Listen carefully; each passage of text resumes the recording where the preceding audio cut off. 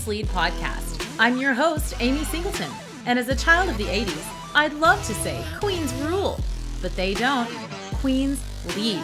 Being a queen means you are worthy to be a leader of people. The guests on our show do exactly that. They are leading the way in their businesses, families, and communities. They're taking their rightful place in the spotlight, leading and inspiring the developing queens in all of us. Welcome to the Queen's Lead podcast. Welcome, everybody, to another episode of the Queen's Lead podcast. Today, I am joined by Queen Billie Ferguson right here in Oklahoma with me. Welcome, Billie. Hi, thank you. Absolutely. Thanks for being my guest. So hop right in and tell the guests who you are. Yeah, so Billie Ferguson, my office is in Edmond. I am a licensed therapist, and so mental health world, right? And I work a lot with men and women. I work a lot with anxiety, depression, a lot of trauma, a lot of hard stuff that people have gone through. However, the people I work with are really good at masking it. They're the people that they're the put on the happy face people. Right, exactly. The people I've been that people. Yes, the people that would look at you and say, "You're going through hard stuff." Like, what? I would never think that you would be in therapy, right? Hey, here's a clue. Everybody going through hard stuff, right? Everybody, yeah, and no matter how much you mask it from other people or yourself, it's happening. So those are the people that I see, and I'm also, just in the past year or two have stepped off of the therapy couch, or gotten off of the therapy couch, as I like to say, and got into the coaching world, the consultation world. I do a lot of space holding sessions, emotional coaching, energy work. And so it's a little bit different vibe than therapy. I get to do some things that don't necessarily fit within the therapy box as far as licensure. Everything is still ethical, of course, but just a little bit different modes. I get to help people and heal people in a little bit different way in the coaching realm. So when I'm not doing that, I am a wife. I'm married to, I call him a rock star of a husband. This is the test to see if he's listening. I heard that's it. Are you listening? I also have two little ones at home, a 5-year-old and almost 4 tomorrow. So little ones. Yeah. All right. Well, so Billie does therapy, right? Billie helps you. And let me tell you, if you don't think you need therapy, you're wrong. I am a product of pretty much decades of therapy. Yeah, and it definitely works. So tell us a little bit about your background. And I know like a lot of our guests are here listening are either entrepreneurs, small business owners, or they're stuck in some kind of corporate 9-to-5, working for the man or the woman or that bitch and that one bitch, and they're trying to get out. So can you tell us a little bit about your journey of working for that bitch or that one dude or whoever that was, and how you kind of made that decision and what you're doing now, how that kind of happened? Yeah. I always joke that I didn't really make that decision, that my husband pushed me out of that world because he was tired of living with me. And okay, rockstar. He's like, listen, you're intolerable. Do something else. Yes. You're at the point of begging. But yeah, I've had my private practice for almost 3 years now. Before that, I was a clinical director. I was a supervisor. Like, I helped run and manage other therapists. And so I had a lot of responsibility in that and did a lot of training, caught a lot of heat and pressure that goes along with kind of being at the top of the corporate ladder, so to speak. In doing that, my mental health suffered, my relationship suffered. I mean, there was a reason why my husband was trying to push me out of that. And I don't think I probably brought my best therapy game. I mean, those sorts of things, when we are in tough environments, tough work environments, it has ripple effects for sure. And I didn't know that it had ripple effects. I was numb to it. I was blind to it. I was just doing the thing, collecting the paycheck, thinking, I had to be here for my family. I mean, I had a whole lot of justifications for why I stayed in a place that was not good for me to stay in. And I did that for almost 8 years, 9 years. Oh my I was in that cycle. What do you think the first clue was? What was the first thing that happened that you were like, oh, this feels uncomfortable? I think this was going to be when I was 3 months postpartum, coming back from having my son, my second born. And I was at the office 10, 11 o'clock at night by myself working on a pretty big, important project. But like there was nothing to show for it, I mean, yes, I got the paycheck for it, but I wasn't with my 3-month-old. My husband was calling me like, where are you? Come home. We need you. And I was like, I need to be here. I have to be here. This is where I'm supposed to be, which is total baloney. But, I had drank the Kool-Aid, and that was what I did. I always describe myself as a loyal person, dedicated person, never give up kind that of loyalty word. Ooh, right? There it is. Yeah. So it sounds like not only were you losing touch with yourself, your family, like your personal purpose, but even within the organization, getting stuck with all these projects and management and stuff. It sounds like that North Star of patient care and, and therapist autonomy was also lost. So at the same time, that's a hard thing to deal with. Yeah, and I didn't even realize it, I was just doing my thing. I was just doing what I was good at. And, I have I'm proud of my work ethic, and that work ethic is at that level, that unsustainable level, not so great. Also my Achilles heel. Yeah, definitely. You want to make whoever you're working with be a rock star, right? So why not make it you?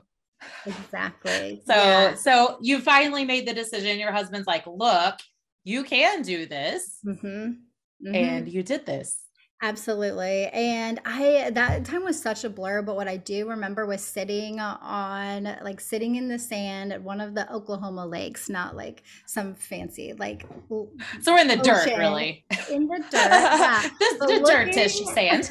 Right? Looking at the brown lake and just wondering okay, I don't know where this is going to take me, but it has to be better than where I am now. So it was really this jump. People talk about this leap of faith, and that's what it was. It wasn't even a leap of faith in myself, because I didn't believe in myself.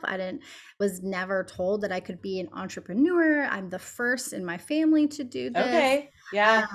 And I just jumped, close my eyes, jump off the cliff. And 3 years later, it's working out okay. Better than I could ever imagine. Yes, I love that. I think that jump is what everyone is so terrified to make. And, I love that you mentioned faith. I'm kind of on a journey of faith myself right now. And a book I'm reading said this morning, it said, certainty, you don't have to have faith when you're certain. If you know, I know that this is a pen. I don't have to have faith in this pen, but to have faith in yourself or something that's going to happen, you can't be certain, right? You just have to jump and know and have faith and trust that it's going to work, or it's not going to work, but at least maybe you'll be one step closer to where you were wanting to be when you took that leap. Absolutely. Right? Yeah. 100%. So what were some of the first things that you had to put in place for yourself as an entrepreneur there's about a million zillion different hats that we all have to wear, right? So what are the biggest things that someone in your shoes needs to really think about first when making that move? Maybe they're sitting at their desk right now at that corporate place and they're going, okay, what do I have to do? What do I got to put in place for me to get the hell out of here? Yeah. Number one, and I'm going to put it in bold letters here, support, right? Support. Support, community, find people that you can ask questions to, find people Yes. that are in a similar boat than you. You know, I went and joined this group of therapists that all had their own private practices, but we were all under the same roof, and so we could Yes. collaborate. This was also during you know, the pandemic, and so I didn't see a whole lot of them, but they were available by email. You know, we had some consultations over Zoom. And so that community where I could say, okay, what do a CPA, anyone know? Like an accountant. So I have to do something with money now that I own a business. Yeah. What? Like, Yeah. those sorts of things that were so brand new that I could ask Yes. questions, bounce ideas. And then when I didn't find something that I needed, I created it. And so, for example, I, you know, was coming from that workplace, lots of competition, like don't trust anyone else. They're the enemy, moving towards like we can be collaborative with other practice owners.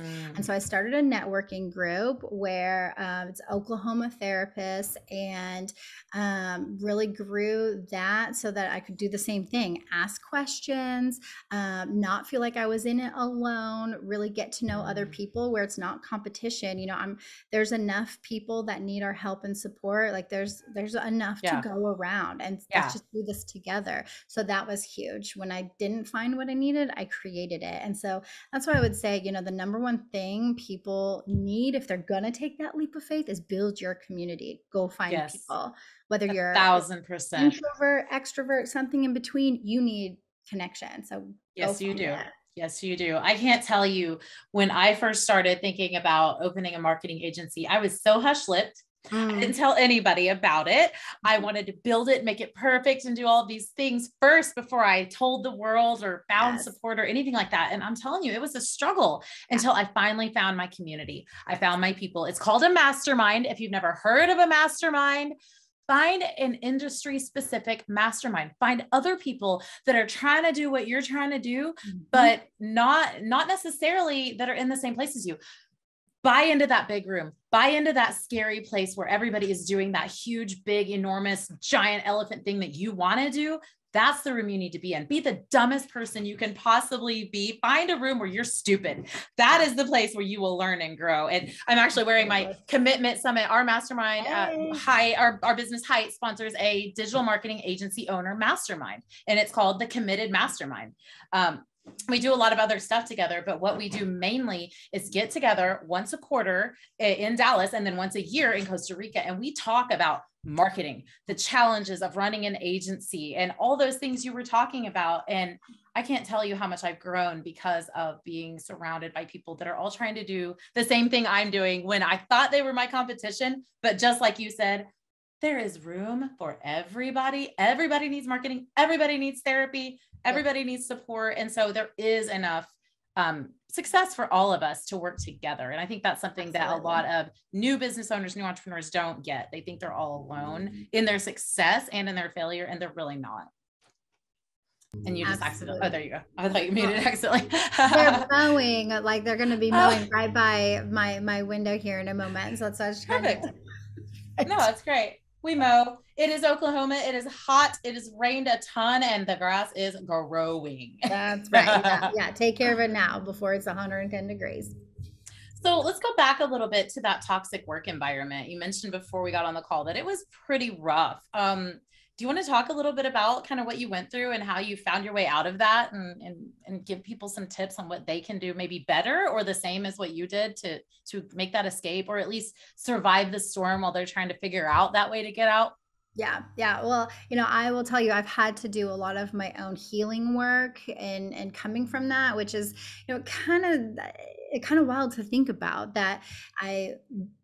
We go through these work environments that impact us in a way that we have to do healing work, but it's true. It's just like a bad relationship. It's just like a bad breakup. And so there's healing work to be done. If you don't do it, it'll sneak up on you. But I can definitely point to my part in what went on, you know. Again, going back to that work ethic, going back to just what I learned growing up, that you dig your heels in, you get dirty, you do what you need to do, and you sweat, blood, and tears, right? That's just how you work. That's what we do here. We're Okies. You work, right? You roll up them sleeves, and by God, you do the thing, right? Yes. Yeah. So don't be afraid of that hard work. And you might have, I also come from a family of coaches. So you might have people yelling at you, pushing you, and that just means you're going to get through. But that does not necessarily make for a positive work environment where people thrive. And so, I wasn't great at boundaries. I wasn't great at knowing myself. I wasn't great at standing up for myself. I just did. And, I was in that clinical director role before age 30. So I was also immature and, just trying to be out here making it. And so I didn't have the tools that I needed. I didn't have the inner strength at that time to set the boundaries, to say no, to say this isn't healthy, this isn't good. So definitely growing from there, getting out of that, I can look around and say, I know myself a little bit more. I know myself a little bit better. I know my worth, and I'm not gonna put up with things that aren't going to serve me and what I need. So it's definitely a different place than I was 3 years ago, 8 years ago when I first got into that. Well, I guess 10 years now, but yeah, totally different person, place. But we have to know ourselves in that way. Yeah. You absolutely do. So let's talk a little bit about the people you're serving now. You have two different offerings, basically, which is your therapy. And then you also have the Body Mind Collab, which is more of a space holding. What is right? How do we know which offer is really right for us? If we're looking for help through, we need to get from point A to point B, or we're just so depressed we can't move. I mean, I've been there. I know there's a spectrum of mental, struggles and challenges. So can you tell us a little bit about like what you're doing and what's right for each person?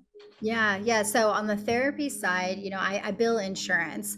That is, a necessary evil for so many people, that financial support, and using your insurance in therapy. Again, one of the red tape, the necessary evil parts of it is that you have to be diagnosed with a mental health disorder. And so I have to go through the DSM. It feels like a label for some people. It can also feel like a guide for treatment for some people. So I'm not like knocking it, like this is a necessary thing for many to have that diagnosis, but that is required to bill insurance and to use that. There's also a lot of, staying in the box in therapy. Again, very helpful for many people, necessary as a guide. And then there's the other side of it where, I get to do things like energy work that isn't necessarily what the therapy world would call evidence-based. It works. I can show you all the evidence of it, but having it labeled as something, insurance would not accept it. If I submitted something that said I did energy work with somebody, they'd be like, okay, now give us our money back. That would be a problem for everyone. And so I get to do things on the coaching or space holding side that are absolutely healing, absolutely transformative, that I don't necessarily get to do in the box of therapy. And so it is two separate things that I do.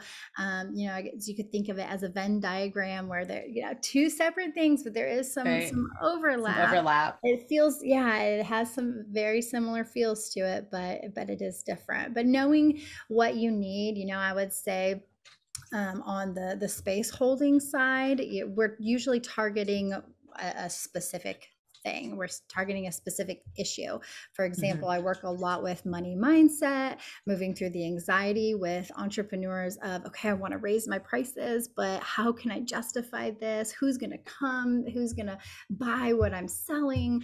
If I raise them to this rate, I know what I'm worth, but that's a scary leap. So we target that specific issue and move through that. So coaching is more in that realm of, I've got one thing I'm targeting, let's go to that. And it's usually also more short term than some of what I do in the therapy work. Okay, gotcha.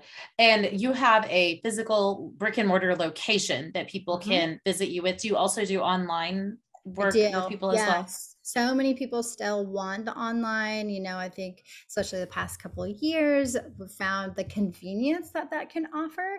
Yeah. And so what I do is absolutely, I can do it in the office. I can do it virtually. And it still works. I use some specific techniques that are kind of unique. I do brain spotting, and I could talk all day about brain spotting and how that is amazing. But I can even do that in person, online. I can do energy work in person, online therapy. Yes, it's been a game changer, something I did not expect. So are you now, we were talking earlier about coaches, and there are a lot of like certification programs and styles of coaching. Are you affiliated with any particular style or affiliation of coaching, or has this all come from your experience of being a therapist? Yep, I'm bringing my baggage as a therapist along with me. One of the things I have been trained in, like I mentioned, the brain spotting tool that I Yeah, use. talk more about that. That's Yeah, kind of it's piquing my fascinating interest. stuff. Yeah. A lot of people in Oklahoma specifically are more familiar with EMDR as a therapy modality, and brain spotting is almost a cousin of that. So what Okay. I'm doing is when I'm working with someone on an issue is we're finding where the eyes are positioned that are linked to a spot in your brain that has some sort of locked memory or emotion, mindset, limiting belief. I mean, there's something in your brain that is stuck. And by finding where the eye is positioned, connected to that part in your brain, we can go back, reprocess it, rewire it. It's fascinating, fascinating work. Wow. So once you determine what that old limiting belief or whatever you want to call that thing is, then you start working on toward what you said, rewiring that. Yes. Yeah. And so Give me an example of what that might look like. okay. So if you think of something that on a scale of 0 to 10 of tough stuff that you're dealing with, think of a 4, a kind of a Okay. 4 issue. Mm-hmm. Got it? Okay. Yeah. And when you were just thinking about it, I saw your eyes looked up to the left. Did you? Right. You might Yeah. not I have felt noticed. that. There's Yeah. a brain spot there. Yeah, there's a brain spot there. Our eyes naturally just go to where that is. And your ocular muscles, your eye muscles are connected to neurons in your brain that for whatever you just thought of is located. I mean, we have like 4 quadrillion trillion. I mean, we have a lot of neural networks and connections in our brain. And so just finding that one connection, whatever that 4 issue was, we target that. I have you in a session, I would have you stay there and talk about it, feel it in your body, experience what that's like, any emotions that come up, any thoughts that pop up. We become very curious about it, and we let the body and the brain do what it naturally does, which is heal itself, all by Wow. staying in that one spot that your eyes just targeted. So I can do it like that, where I just watch where your eyes go naturally. I can also find that brain spot. I have a pointer that I have people take a look at. So I have them look at the end of my pointer, and then we move left and we move right, we move up, down. I help you find that specific spot where we target the stuckness that you go through. And then that's where the energy work comes in, letting it flow, letting it rewire. Your brain's going to do what it needs to do to get unstuck from that. Wow. Yeah. That's awesome. I love Yeah. that. Being intentional about specific problems, I think can be really impactful to somebody, especially when it's like that stuck in a loop type thinking. That's just like, sometimes you don't even know why you're still thinking that way, until you snap out of it or whatever you want to call it, but you have to reprogram that place. And it's Yeah. pretty amazing to see where some of that comes from way back when, huh? It is, because those are the sorts of things that are way stuck in like the deep parts of your brain. You know, when we think, we make decisions, like all that logical stuff, language, numbers, like all of that stuff that makes our thinking human. That's in the prefrontal cortex, the part of the brain that's like right behind your forehead. And that's where a lot of mindset work and talk therapy, that's what we're accessing when we're doing that. But brain spotting is bypassing that. And just like you said, it's going to the deeper parts, the stuck experiences, the beliefs, the memories that we don't even like know that we have, but they are in there because the brain does what it does and holds on to them. So by bypassing the prefrontal cortex, the talking and the logic part of our brain, we get to the stuck stuff. We get to the stuff where we're like, just like you said, why am I stuck on that? Why am I feeling that? It doesn't make sense. It won't make sense because it's in the part of the brain that like doesn't know how to describe that or make meaning out of it. I recently, just this last year, I had this realization about paper towels. And paper towels to me, like, so I grew up what I would call lower middle class. Like we were okay. I never had a table without food on it. I never had a Christmas without a gift, nothing like that, but it was good, right? I had a good childhood, but money was always a worry. I remember watching my mother cry over her checkbook and move money from here to there and this and that. And I realized that my husband that I've been with now for 7 years, he's a paper towel user. Okay. Like, and I mean, like he'll grab 4 or 5 or 6 to dry up one thing. And we didn't have paper towels growing up. We had napkins. We had best choice napkins, and paper towels were a luxury. You did not use paper towels like that. And I didn't realize that I was getting pissed, like freaking mad at him for using paper towels that way. We can afford paper towels. I can get 500 rolls of them for Sam's for $20. But that, from my mind, way back from the 80s, was a money mindset, a limiting belief about money and the value of things. And I was freaking pissed at my husband for using 5 or 6 paper towels at once. And I didn't know why until now. I don't know. I didn't brain spot or do anything about it, but I think just the previous work of going, why is this bothering me? What is that related to? And just talking through it is like, oh my God, it's money. I see those as really valuable, or I did when I was a kid. So it's like, I had no idea that a paper towel could be linked. I mean, and here I sit with 2 for my fruit plate this morning. I don't need paper towels for a fruit plate, but I have them now. And I don't think about, in fact, when I do see a lot of paper towels, I think I can afford that. That's okay. Paper towels are okay to use, you know? And so it's just such a wild thing to think about how one tiny thing is related to another from way back 40 years ago. Well, you know, it wasn't one tiny little thing though, because you just mentioned that there was some pretty significant experiences that you had growing up. And I bet there's more than one. And I bet there are ones that you don't even remember. I mean, these are the types of things that we experience day in and day out in our childhood that, they, especially in the years that the brain was forming, they're in there. They're in there. They're in there in little locked capsules. And sometimes we recognize them. Sometimes they come to the forefront of our brain and we can remember that time and know where that connection is to the paper towels and work through that. But then there's also the times where we can like, why am I so mad about paper towels? It's because of that locked capsule that's there. And at some point, if we want to move through that, we've got to go there. We've got to get down deep, rewire, heal that. Yeah, you got to do the work, right? And not the kind of work we were talking about at the beginning. You got to look and be selfish. I think a lot of people and mothers and just people in general run around really angry about a lot of stuff that they don't really know why they're so angry. And how much convincing do you have to do to a person sometimes to get them into therapy and actually work on themselves without feeling selfish? Yeah. I work a lot with awareness and you said it earlier, being intentional with what you want and what you don't want. And so going back to that awareness, what's happening in your body, what's happening in your mind, in your emotions, in the life around you. And if we are tuned in to what's happening, not just going through life, not just coming up with all the justifications of why things are the way that they are, but if we are intentional about looking at that awareness, we can kind of figure out what we want and what we don't want, and it makes it worth changing. That's the whole thing. Like, it has to be worth changing. But if we are mindful about, all right, I'm feeling this way, my emotions are this way, my thought process are this way, and I don't want it, that's when we change. Yeah.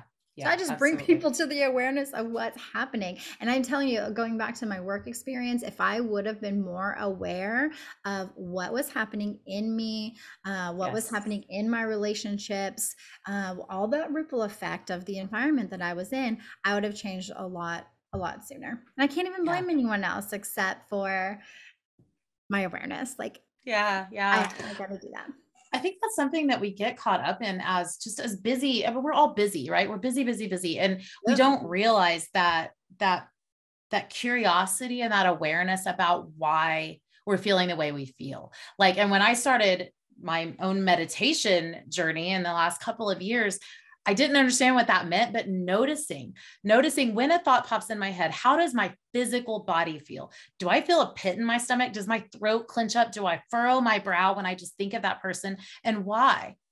And follow those physical cues. And I can't believe the difference it's made now that when I have a physical cue, I may not even have thought about it, but I can redirect myself from a tiny physical cue going, yep, that's that trigger for me when I think of this or I feel this way, then I can choose. But having that awareness about it all is where it has to start before you can choose to make a different decision. I think a lot of us don't feel like we get the choice on whether or not we're going to be anxious or whether or not we're going to be reactionary or whatever, but we really do have a choice, and therapy can really help with us becoming aware of that, being curious about it, and being able to make a better decision and being equipped with the tools to do all of that. That's where you come in, like to give us those tools and that awareness.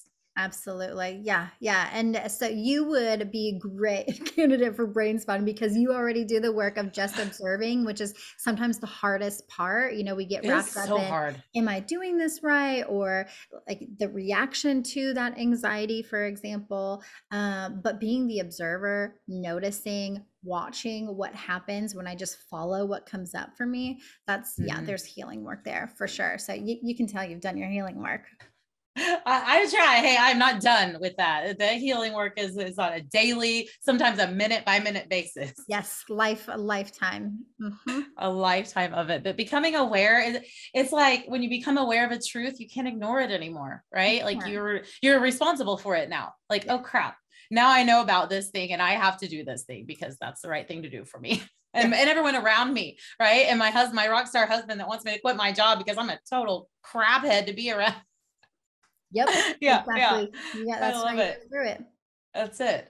So tell us about, you have a free mini series on becoming a mentally wealthy entrepreneur. And many of our listeners are entrepreneurs. So I think we're always chasing that wealth and those choices that wealth brings us. But tell us more about being mentally wealthy and how we can access that free tool. Yes. Well, you know, wealth is not just financial wealth, right? That's what we think of a lot of times, but we've also got relationship wealth that we need to pay attention to, wealth in our self-care, wealth in our environment, just the successes that we have. Like, wealth is so multifaceted, but being mentally wealthy means putting yourself first, means paying attention to what is going on for you, what you need, how you need to take care of yourself so that you can go out and do all the things that you need to as entrepreneurs, as as mothers, as wives, partners, whatever hat that you wear, and we know we wear a lot of them, we've got to put ourselves and our mental health and well-being first. Otherwise, what do we do? We can't sustain it, right? What are we doing? We are going to crumble. We are not going to be able to hold everything that we are trying to hold. So being mentally wealthy really means putting yourself first and taking care of your mental health. And this is another example of, me looking for a community and not necessarily finding what I need and want. And so I created one. I have a Facebook group, the Mentally Wealthy Entrepreneurs, that's what it's all about. It's people that recognize that same thing, that I've got to put myself first. It's really hard and maybe I'm not used to it. but I'm sure going to try because I recognize the importance of it. So that mini series really came out of that group of listening to what some of those priority, these are the things that are most helpful, some of those needs were, and creating that video series. There's one about balancing yes and no as an entrepreneur, where yes, we should. That's a big one. Yeses, right? Yes, that's a big one. Yes sometimes, but we should also say no sometimes, and finding that balance. There's a video about anxiety and why it's not always the enemy. Why anxiety is actually helpful, and we don't want to totally erase it, but we can use it as a tool. And then there's a video about brain spotting. I go into more of the details about brain spotting, what it is, why it is, and how I use it. And so, yeah, that mini series, just kind of that collection of videos, that my hope in helping people that recognize that priority of putting themselves first, recognize that it's difficult, but kind of that springboard to get started in that. Yeah, I love that. And we will put the link to that group in the training too, in the show notes, guys. So go and claim that. But I love that you're talking about putting yourself first. I've heard that my whole life, right? Like, I didn't know what, I mean, I thought that meant like taking a bath or getting my nails done or having a massage. And I didn't do that for forever. Right. And now my kids are mostly grown. My youngest will be 15 in a couple of weeks. And it's occurred to me that a lot of women I know have young children about your kids' age, and how I wish that in order to teach them, I was always teaching them this way, you do this, you do this, you do this. But now as they're growing and my kids are adults and young adults and teenagers, the example that I'm setting by putting myself first has been more impactful in this last year or so with my youngest son that's still at home than probably any other effort I've ever made as a mom, ever. And I didn't realize that getting up and him seeing me doing yoga in my living room, or heading out to go to Orange Theory or wherever I'm going to work out, or going and seeing my friends, or having a date night with my husband, or kissing in the kitchen, even though he's like, I didn't realize that all of these little things that truly put me first and my mental health first would be the catalyst and the example for him to make moves in his life to make himself better. I always thought it had to be one directional, but that example of self-care, mamas, that's it. That's the way you do it. That's the way you lead your kids. 100%. Ooh, I got goosebumps because truth. Girl, it's the truth. That's some fire. I mean, like, where's my tiny mic for the drop? Because here's, hello, put yourself first. Okay. That's right. Yeah. Truly putting yourself first. What's a first step that a mom can do to put herself first? I would say the first step would be just in your mind, prioritizing it in your mind, recognizing the need, recognizing that it's okay. Just getting your mindset right that I'm going to do this. I'm going to do it for me. I'm going to do it for them. This is something I need, because when, again, going back to that awareness, when you're aware of why you need it, when you're aware of that you need it, then you can start making the changes. Then you can look at your schedule, reprioritize things. Then you can say no to some things. You can say yes to other things. You can kind of carve your way from there. But the first thing is that commitment to, yep, I'm tired of how things are. I'm tired of how I'm feeling. I need to make a change. That mental commitment is number one. You got to be fed up with it. Yeah. You have to have suffered enough. Yeah. I think my mindset coach told me a few years ago, like, when you've suffered enough, that's when you finally get it. You just have to suffer enough. And that's different for everybody. I mean, maybe your suffering is, 6 months in a bad job. Maybe your suffering is a decade of hell. But when you finally suffered enough, you'll make the choice that helps you move forward. That's right. Yep. Being aware of that suffering, again, being aware, monitoring, being reflective, taking time to say, okay, am I suffering? Yeah, I am. Now I'm done. Mm-hmm. Well, yeah. And I think a lot of us that, maybe you've been in the same job or the same career for a long, long time, or around the same people, and you don't even realize you're suffering. You don't even realize that this isn't the way it is everywhere else, right? You're like, oh no, this is just how work is. Is that how you felt? Oh yeah. Yeah. That's what I was told. That's what I believed. That's what I told other people. Like I had a part in that. And so that's how the environment was. That's why it was another reason why it was so scary, because all I knew was it was this one way. And then I got out into the real world. I was like, oh, the sun is shining. What's happening? Right. Yeah, Wait, there's other stuff going on out here. Yep. There's a different way. Yes. Yep. Yeah. Awesome. Awesome. Well, I have really enjoyed this conversation. I can't believe it's already been 45 minutes, but tell the audience where they can find you. What's the best way to connect with you, start consuming your content, getting into your group, and maybe even working with you if that's the right fit? Yeah, I think the best way to connect with me is if you are an entrepreneur and if you're recognizing the need or that desire to put yourself first. The Mentally Wealthy Entrepreneurs Group is the best way.